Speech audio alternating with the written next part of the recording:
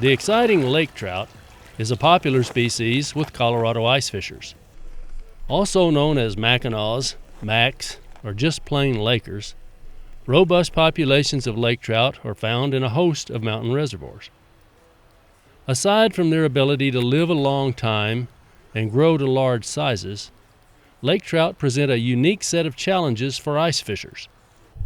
Although widely known as denizens of the deep, lake trout are capable of utilizing the entire water column. They may be found suspended near the bottom in 100 feet of water, or cruising a shoreline just below the surface.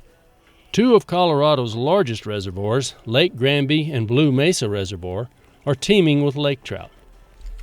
Smaller fish, those measuring less than 24 inches, are abundant in both reservoirs, and usually provide plenty of action for ice fishers.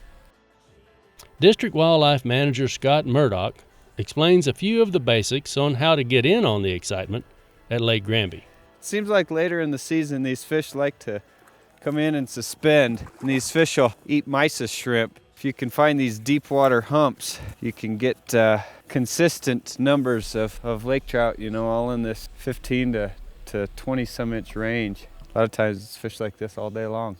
So I still got the little piece of sucker meat on here. One of the advantages of sucker is obviously you've got a little scent in there.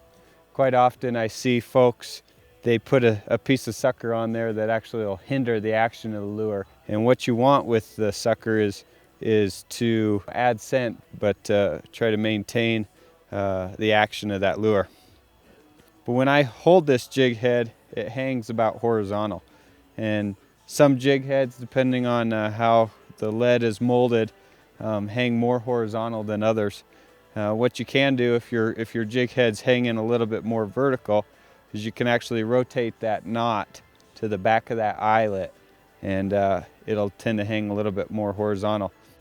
This is a small spoon, and quite often the fish won't bite this, but they see this bright flashy object jigging up and down, and a lot of times it'll attract fish in to the area, and then you can oftentimes get them to bite on some other type of lure. In these real deep water areas, a lot of times you'll use braided line. Braided line's got some advantages when you're ice fishing. A lot of times it can freeze, especially on colder days. Today is fortunate enough that we're not really seeing that issue, but especially when you're fishing deeper, these fish will bite and you won't feel them until they spit the hook, unless you got this braided line on. This here's our sonar unit today that we're using. You certainly don't need a sonar unit to catch these lake trout or any fish really, but it certainly helps you kind of narrow in on some of your locations. You can more easily figure out what depth these fish are hanging at. Quite often you'll find these lake trout in 20 to 60 foot of water. Today we're finding them out in 107 foot of water, kind of suspended off the bottom.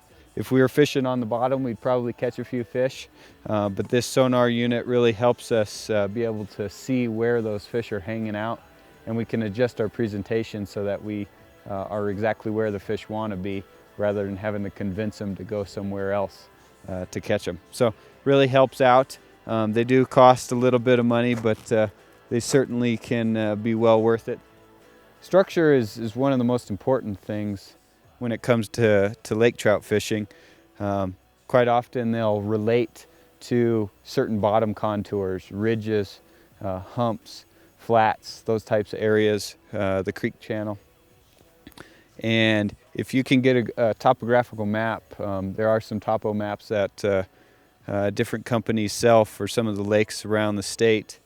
A lot of times if you can get on top of structure in these flats or up on ridge lines, it's a good likelihood that you'll run into a lot more fish than you would if you were just drilling holes haphazardly. It's real important for lake trout fishing to use a little bit longer rod than you would for other species.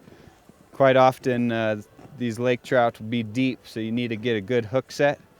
This here's a 36-inch rod. You can actually buy some ice fishing rods up to 50 inches, and they really give you some of that added leverage as well as hook setting power in this deep water.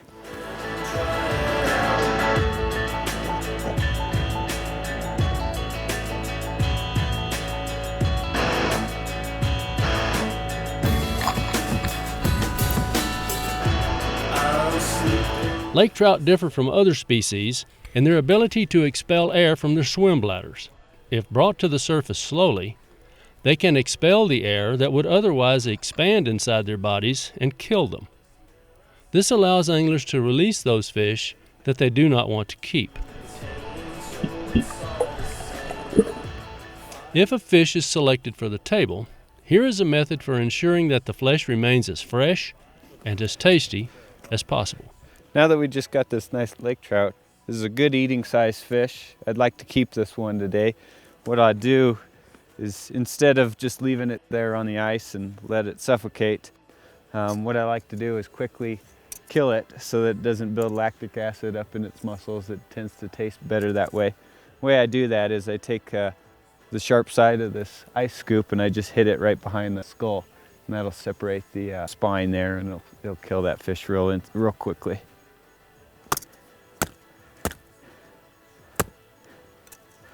So that fish is dead now. He won't be moving anymore. Everything's totally done there, and it's a lot more humane way to take care of these fish.